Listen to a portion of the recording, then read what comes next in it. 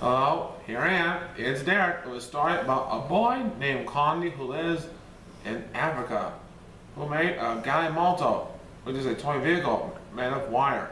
That's the name of his book, Galimoto. So listen up. Condi opened an old shoebox and looked inside. These were his veins. They belonged to him. Inside the box, there was a ball made of many old plastic bags, tightly wrapped with string. There was a knife Condi had made from a piece of tin can, and a dancing man he had made from dried corn stalks. In Condi's box, there was also some straps of wire. He had been saving the wires for something special. Now he took them and the knife from his box. I should make a Galimoto, Condi told his brother Ufalu. Ufalu laughed. A boy with only 7 years cannot make such a toy. You don't have enough wire. I'll get enough wire, Condi answered. Condi took his knife and wire scraps and went to the home of his friend Gift. I want the wires, Condi told Gift. I'll give you my knife for them. Why do you want the wires? Gift asked. I want to make a Galimoto, Condi answered. Gift ran his fingers over the tin knife. It is a good knife. I'll cut a dancing man with it. Gift took a handful of wires from his box of things and gave them to Condi.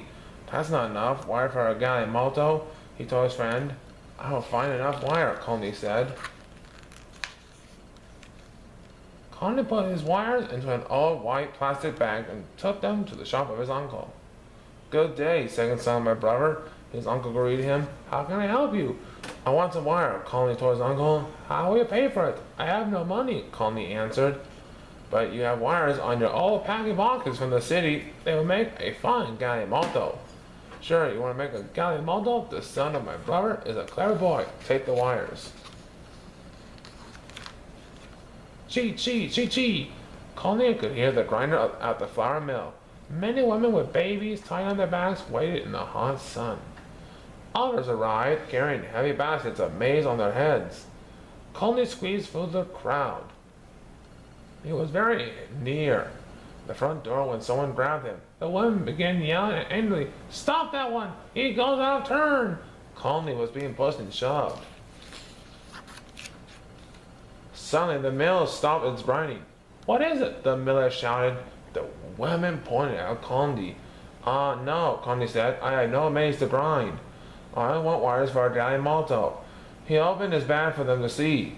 Playthings for this you keep us waiting, the women grumbled angrily. One to not 8 wires. An old toothless woman shook her hand at Condi.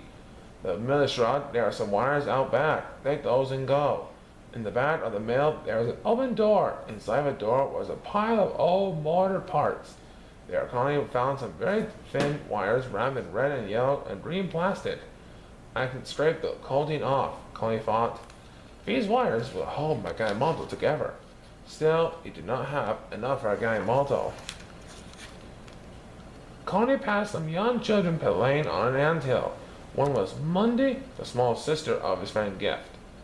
She had a fine long piece of wire, which he stuck into the hard dirt.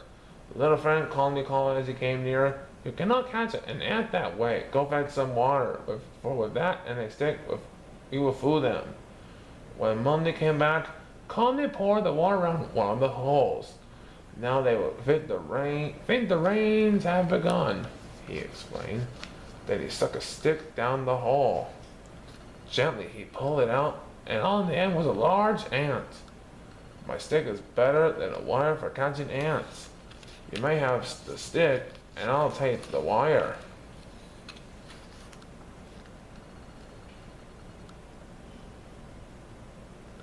Condi knew there was a trash heap behind the bicycle repair shop, but the gate was locked. Condi climbed over the fence. In the courtyard, he found some broken bent spokes from a bicycle. He climbed back over the fence with his bag. Thief! Help! Police! Thief! Condi heard the voice call. Children came running from the marketplace. Men came running from the shops. They were circled around Condi. Thief! Thief! They chanted, pointing at Condi. A policeman arrived. He grabbed Condi by the shoulder.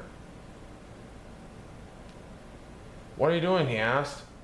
Calmly showed the policeman his wires. I want a Galimoto, he explained. I need these wires.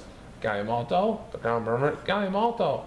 They shook their heads and went back to their business. Take your wires and go, the policeman told Calmly. Calmly took his wires back to the shade of the red flame trees in his village. Nearby, his mother and sisters pounded their maize. They sang of the hard work they were doing. Calmly sorted his wires. There were thick pieces and thin pieces. Some wires were long and some were short. Calmly banged the bends and twisted ones with a stone to straighten them. Then he began. The thick wires made the frame. He wrapped the very thinnest wires at the joints to hold the Galimoto together. My Galimoto will be a pickup, Calmly planned. It will carry the maize to the city. It will have an antenna for the radio, he smiled. Calmly worked all afternoon. He pounded the strongest wires around the pipe to make the round wheels. A sturdy piece of bamboo made the rod for the steering wheel.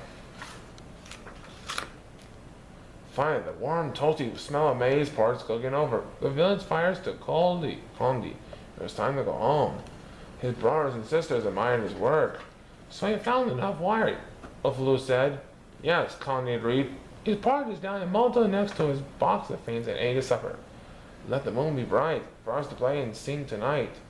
Calmly could hear his friends singing in the distance. They were calling him to play.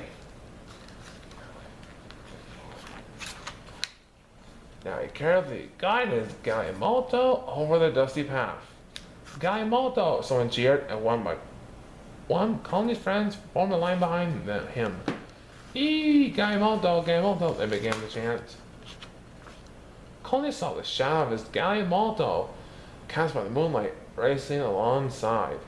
It's a fine Galimoto, he thought proudly. Perhaps tomorrow I shall make my Galimoto into an ambulance or an airplane or a helicopter. The end. Well, I hope you like this African tale, because if you like this story, you might feel a little wired, because I hope you have enough wire to make a Galimoto yourself. See you later. Swahili, Kwaheri.